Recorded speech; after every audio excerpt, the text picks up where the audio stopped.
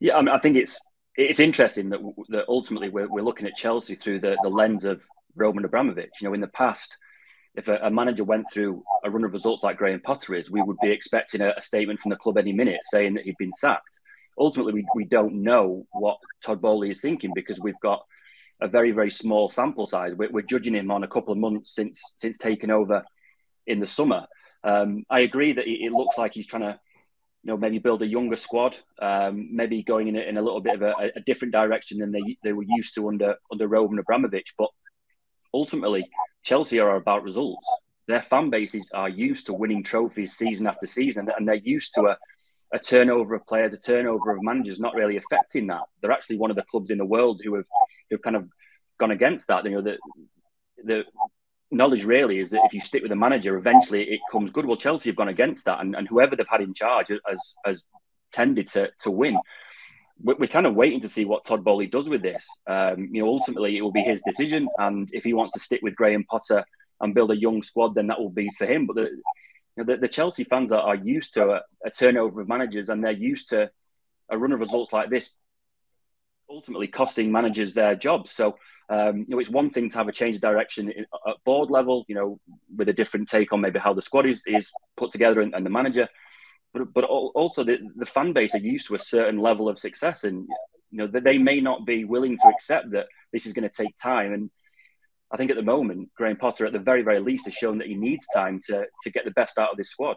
Yeah, I'm with Rob Dawson here. I think that there is a direction, but it's misdirected. It's short, it's clear, and it keeps changing. We have to remember something, that Todd Bowley is coming from the world of U.S. sports, specifically baseball, being, from his experience with the Dodgers. The Premier League, European football is something totally new to him, and that is very evident right now. I agree. I think that Potter obviously will get his time, and we need to remember the injuries because it's a massive list. But I think the Enzo Fernandez example is a perfect way to describe this. Enzo Fernandez is a fantastic player, but he's not a 120 million, let's buy him right now at 21 years old to solve everything. I think there should have been a clearer direction on where to go, specifically when you're spending almost 300 million in the summer. I agree. I think Chelsea and Potter will turn it around, but I think, just like Rob said, Chelsea fans want it now. And being 10th, only 10 points above Everton, who are in 18th, is just not good enough.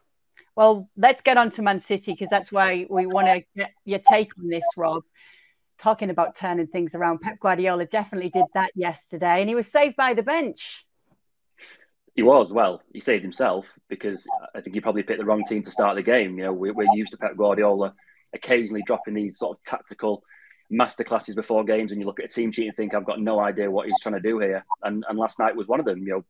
Switching to three at the back with wing backs pushed very, very high. Bernardo Silva almost playing as a centre half, pick up the ball so deep. It didn't really work in the first half, but he was big enough to make two changes at half time. He went to a back four, changed to a system that we're more used to seeing him play with. And in the second half, they were by far the better team. And really, when Mahrez scored, it felt like it was a matter of time before the ball went in and City took the lead. Obviously, it helps when you've got players like Jack Grealish and Riyad Mahrez to come off the bench, something that clearly Chelsea didn't have when they needed to chase the game and find a goal. But it's a massive, massive win for City. Coming off the back of a disappointing result against Everton, seeing that gap with Arsenal at the top of the table open up to 8 points. Arsenal obviously dropped points the night before against Newcastle.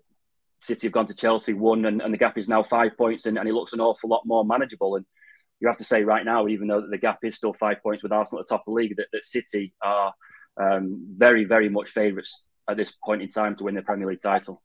Did what you see last night, Janusz, show you a title-winning team, Manchester City?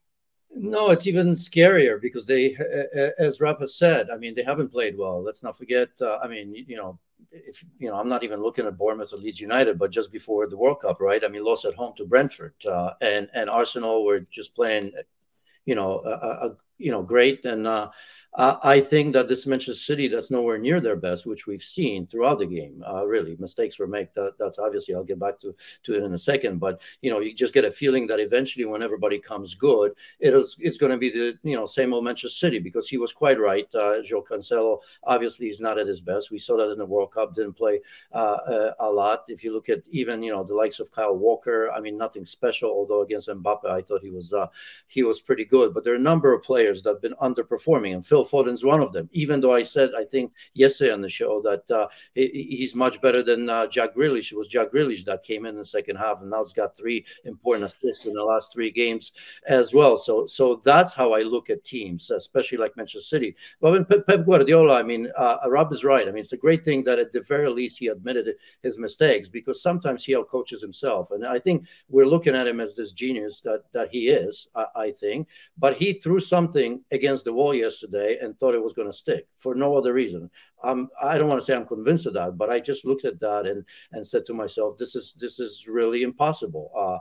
He did it because he can, and he also knows that he's got the sort of players that when he does go to the bench, it can change things, and that's exactly what happens. And he knew perfectly well that Chelsea, as I've said, after those injuries, early injuries, had really nothing to go to in the second half. So he probably knew that it's going to be easily fixed, even if it doesn't work. Yeah, he made a quick switch straight away, didn't he, Luis, when it came to the second half, and bringing Rico Lewis and Manuel Akanji in?